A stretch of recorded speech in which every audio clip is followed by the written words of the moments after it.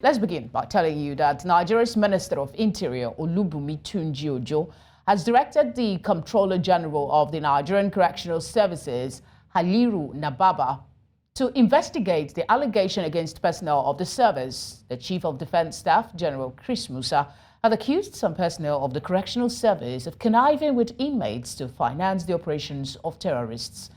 However, the minister, in a statement on Thursday by his special advisor on Media and Publicity, Alao Babatunde, condemned the unpatriotic act by the personnel. He vowed that any personnel found culpable, will be brought to book.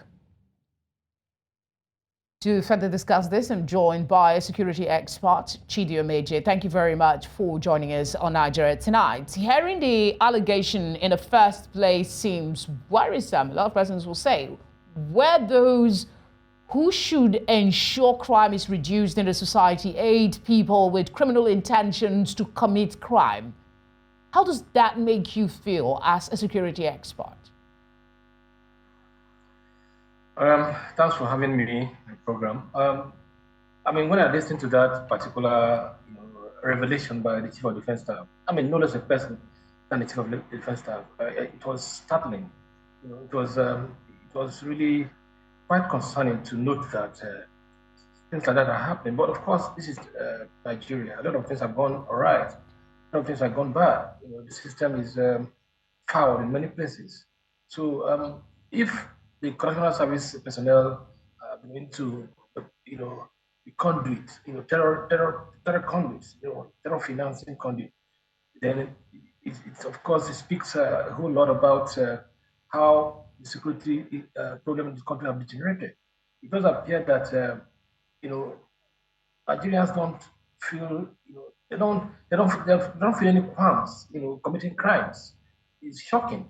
So if people who whose custody keep terrorists and keep all manner of bad people begin to lend hands to those people to carry out their heinous crimes, then we are in for big trouble. Because you see, if this statement was made by any other person, I wouldn't want to believe it. But it was coming from the Chief of Defense Staff. He knows what he's talking about. And the man is not a frivolous person. He's not known for flippant talks. He's a man who, I think he chooses his words before saying it. So I think he has a lot of ground to he knows what he's talking about. So it's good that the minister is talking about, has instituted a panel of inquiry or whatever, investigation or whatever you call it. But for the Chief of Defense Staff to come out to say it openly, I'm very sure that it's really happening. And it's a terrible thing to note, I must tell you. I feel sad. I feel bad about it.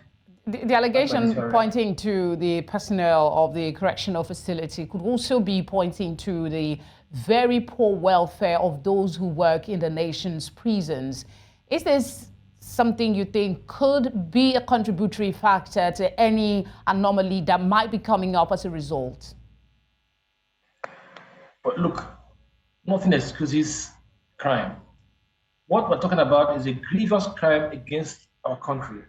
Is we're talking about a state official not just supporting but actually aiding terrorism. We're talking about a prison correctional officer who was supposed to ensure that people in their custody are kept in a way that they won't be able to carry out any crime, but they are now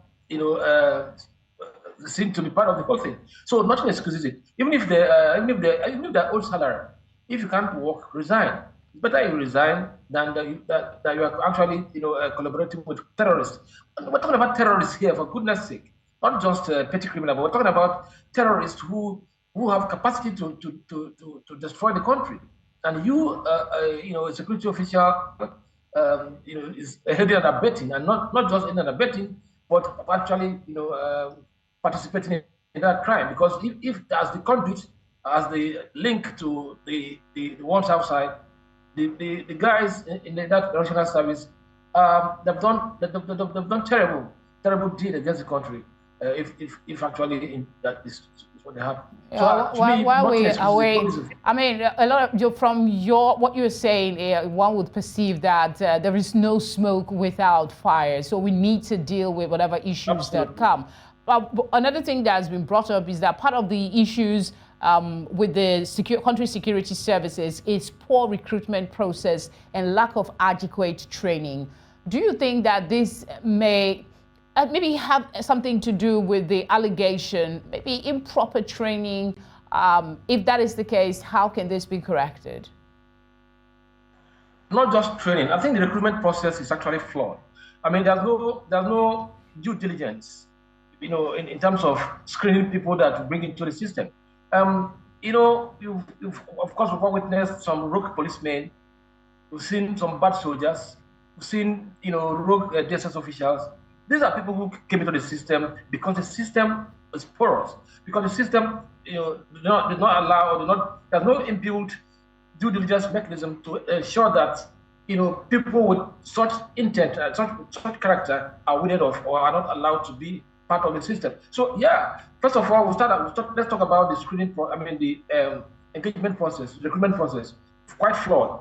No due diligence, no screening. Then, of course, the fact that there's no much training. These guys hardly go to training. I mean, it's only the officer cadre that actually enjoy some level of training. But the guys who are on the field, the operational guys, the rank and file, they are the ones who do the most damage because they're not exposed to any capacity building. They're not exposed to any form of, refresher course to know exactly the kind of work they do. So, they are left to their own devices. So that's why you see all manner of shenanigans coming from these guys. Not just the correctional service. We have seen it in police. Rogue policemen, we call them. We've seen some soldiers there was a time the soldier that had some weapons was going to deliver to the terrorists. So this is just the problems in the system when you don't have proper due diligence mechanism. So that's why I blame it on. Quite unfortunate. I'm sure we will be back to this conversation when the actual investigation report is made public. Thanks again for your time. I appreciate the opportunity.